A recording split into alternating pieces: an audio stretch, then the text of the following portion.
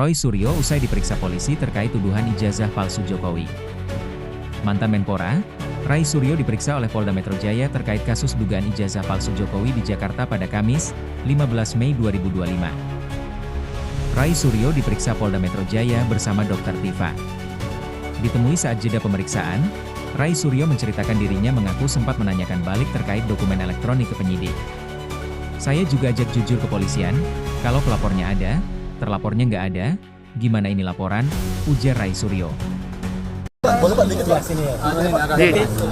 Ya oke. Dekat tentang pemeriksaan Ini aja Pak. Oke, santai aja. Pancing pertanyaan. Ya, jadi saya tanyakan tadi apa Ya, oke. Boleh Pak terkait dengan pemeriksaan hari ini atau klarifikasi hari ini? Ya, jadi alhamdulillah sebagai warga negara yang baik dan didampingi oleh sahabat-sahabat semuanya, saya tadi menjalani klarifikasi, undangan klarifikasi yang pertama pada hari ini Kamis ya 15 Mei 2025 dengan surat yang memang sudah saya terima baik secara fisik maupun secara elektronik ya, jadi saya harus datang.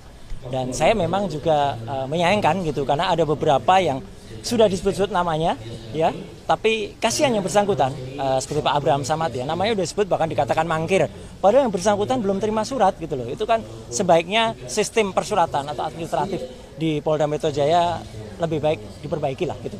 Jangan sampai kemudian mengorbankan teman-teman yang sudah disebut-sebut tapi ternyata belum ada, termasuk juga Bang Resmon ya, sudah disebut-sebut tapi ternyata belum ada suratnya. Nah, jadi klarifikasi saya tadi alhamdulillah berjalan cukup lancar dari jam 10 sampai dengan ini di break jam 12. Saya apresiasi kepada Polda Metro ya karena memberikan kita kesempatan yang sangat baik untuk melakukan sholat zuhur bersama-sama, dan saya tadi bisa ikut di sini dan juga nanti kita diberikan waktu untuk kemudian lunch gitu.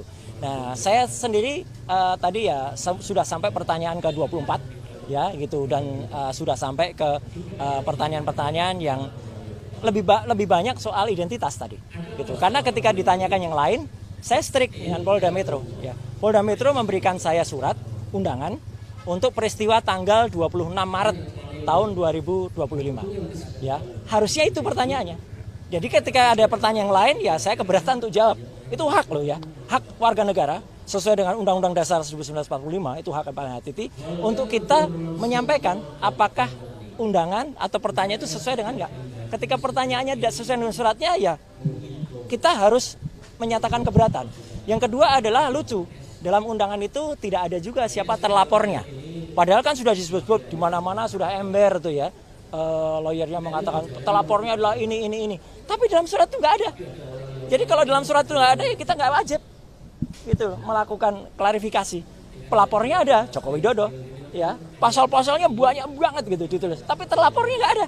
Nah, terlapor ini penting ya teman-teman. Jangan asal mau kemudian diambil keterangan kalau ternyata terlapornya itu saudara kita sampai dengan 3 tahap. Kita nggak wajib memberikan karena bisa jadi kita nanti nggak diakui keterangan kita karena itu saudara. Apalagi yang terlapor itu misalnya kita sendiri ya. Jadi kita nggak usah ngasih jawaban karena kita berhak untuk diam, berhak untuk tidak memberikan keterangan kalau memang itu tidak tertulis. Jadi terlapornya tidak ada. Ini penting banget ya, terlapornya. Yang kedua adalah locus delicti dan tempus delicti 26 Maret itu saya berpegang ke situ. Jadi kalau bukan itu yang ditanyakan, saya keberatan untuk jawab.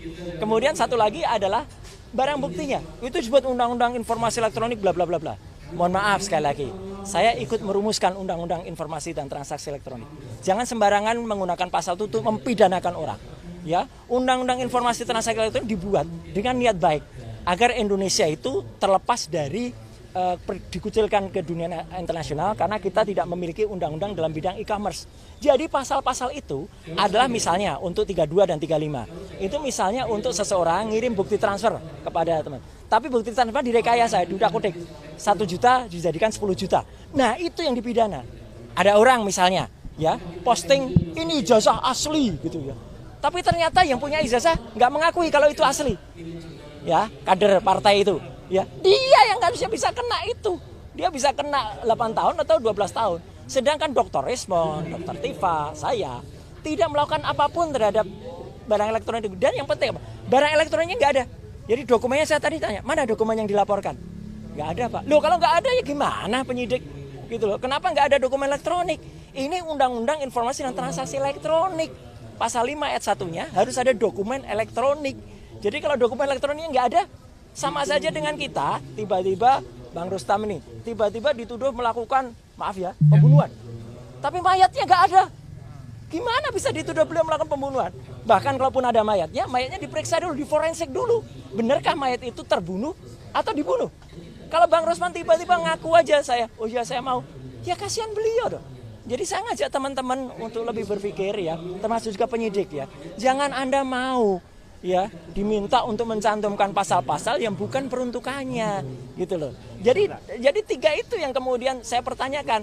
Ya, diselundupkan pasal itu. Jadi sekali lagi teman-teman, saya tetap mengapresiasi Polda Metro dan saya cepat ya jam 10 tadi itu sudah 24 pertanyaan. Ya, kalau rata-rata pada sampai 40-70 ya insya Allah nggak sampai sore ya atau nggak sampai malam lah. Mungkin sore nggak apa-apa lah, kami ngobrol-ngobrol sambil ngasih kuliah kan nggak apa-apa. Gitu. Jadi kita ngasih kuliah tentang undang-undang ITE tadi di dalam itu. Ini naskah akademiknya gini. Ini harusnya pasal ini digunakan. Oh siap bang. Itu. Jadi itu yang benar, jangan asal mau kita dipaksa.